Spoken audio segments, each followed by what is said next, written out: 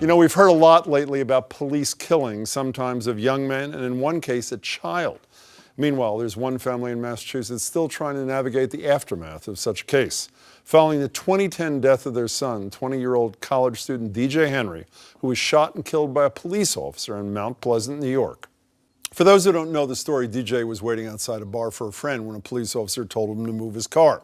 As he did so, an officer in the roadway, Aaron Hess, jumped on the car and fired through the windshield of DJ, who later died. Police claimed DJ had tried to run over Hess, but other witnesses claimed DJ was just following directions. That was on October 17, 2010. The following February, a grand jury declined to indict Hess for murder. And just 6 months after the shooting, get this, Officer Hess was named Policeman of the Year in Pleasantville. In October of 2012, former Mount Pleasant officer Ron Beckley said in a deposition that he fired his weapon at fellow officer Hess that night because he believed Hess was the aggressor. But it bears noting that Beckley was never called before that earlier grand jury to testify. Finally, earlier this month, 4.5 years after DJ was killed, the Justice Department determined there was not enough evidence to pursue charges against Hess. Joining me now are the parents of djhenry, Angela Henry and Dan Henry Sr., his father. Good to see you both. Thanks. As the wait got longer and longer, Dan, did you say to yourself, this is just not going to happen, or did hope still live in your heart here? Yeah, it lived. I mean, every second that they didn't say no was a chance they would say yes. And what did it feel like? I hate those kind of questions. I can't believe I asked it, but what did it feel like when you heard, I think from your lawyer, yes? Yes. That the Justice Department was not going to proceed here. What'd you say to yourself, Angela? I was in shock. I really was. I just couldn't even process it. I just kept thinking, how could they not see the truth through all of it, and how could they not try it? You know, do you ever say to yourself, I mean, the grand jury, at least in my estimation as an observer, was just a show. That's right. Then you have the Justice Department thing. But did you ever say to yourself, maybe we're wrong? Maybe the grand jury got it right. Maybe the Justice Department got it right. And the Henrys and people who loved your son, maybe they were wrong about it. You ever doubt yourself? Well, we'd have to ignore the facts to do that. The facts are clear, right? So they haven't really changed from the beginning. We'd have to ignore the facts to do that. I don't think we got it wrong. I think the Justice Department, look, I mean, I don't want to be an apologist for the Justice Department. Mm-hmm. They could have indicted, they should have. But they've got to look at willful intent. And I think in their view, they couldn't prove that Hess premeditated to do what he did. They're not excusing his actions. They just, in their mind, thought they couldn't prove that he planned to do it. Do you regret that any way? I mean, I've known you both for a long time. I didn't know you when DJ was alive. You are, I've said it off camera, two of the most decent, respectful, kind souls I've ever met, and your kids are too. Do you regret any of that? I mean, you, for example, I mean, this officer was a white officer. Your kid is a black kid. You never said this issue is about race. You were respectful. Do you regret in any way how you've handled any piece of this, Angela Henry? Not at all. I think that that's just our nature. And the way that we handled it is the way that we decided as a family from the beginning to handle this situation, which was, you know, with our faith first and everything else to fall in line. And I think that was the way we would handle it no matter what. By the way, if people can't see closely, you're wearing the photograph of your beautiful son, djhenry, number 12, as you have many a time. So now what? You have a civil suit that's still pending, correct? Civil suit is pending. We are moving towards mediation in July. We'll see where that goes. That was never, as you know, that was never our central ambition.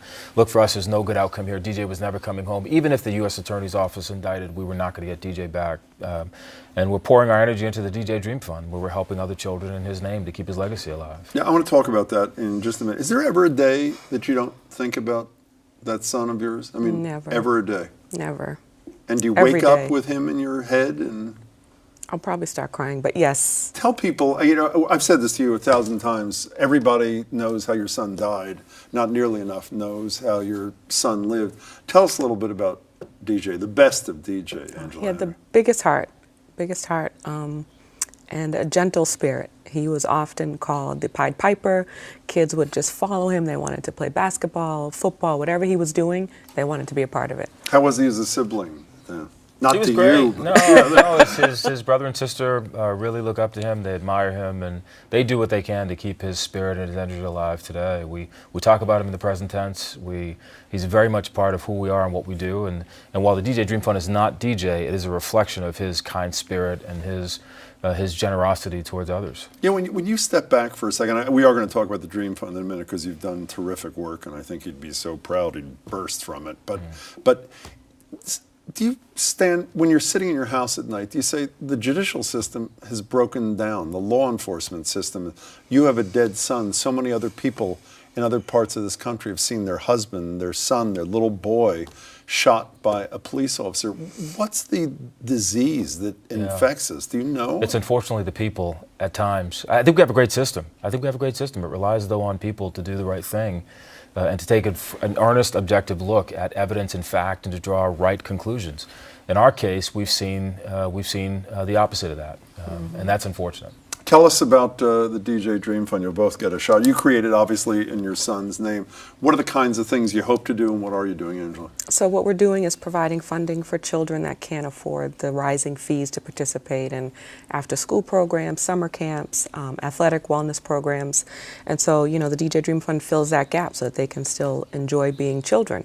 And so far, we've helped over 6,000 children, and it's just amazing. The letters that come back from the parents and the children, it's just something that brings us joy, so we're honored to do it. And it's not just family, from what I've seen, having been at a couple of events, and his siblings. I mean, it's friends of DJs from school who are still intimately involved, keeping his spirit and keeping DJ's worldview alive, yes? That's right. Yeah, and every child we help becomes a part of that legacy. So what's ahead for DJ Dream Fund the next year? What I don't just mean advancing. What are plans? Sure. And that sort of thing? Yeah. Well, we want to double the number of children we're reaching. We want to give away more money. We have to raise the money to give it away. We rely on donors, organizations to provide that support. We're helping kids throughout Massachusetts and New York. We want to expand that to the extent that we can with resource, and we'll keep that work alive. djhdreamfund.org. Yes. djhdreamfund.org. Have you, with 30 seconds left, have you had any contact at all with any other families who have lost a son or a kid to a police officer's weapon? Have you? I have. Like who? Some other families in California who have reached out and shared their support. We've shared our support and tried to encourage each other. I don't always have the best advice for them. They don't always have the best advice for us, but I just try to encourage them to stand strong. Well, you've stood strong, and I wish you luck in your future endeavors. Angela Henry, thanks so much. Dan Henry, good to see you. Thank you so much. djhdreamfund.org.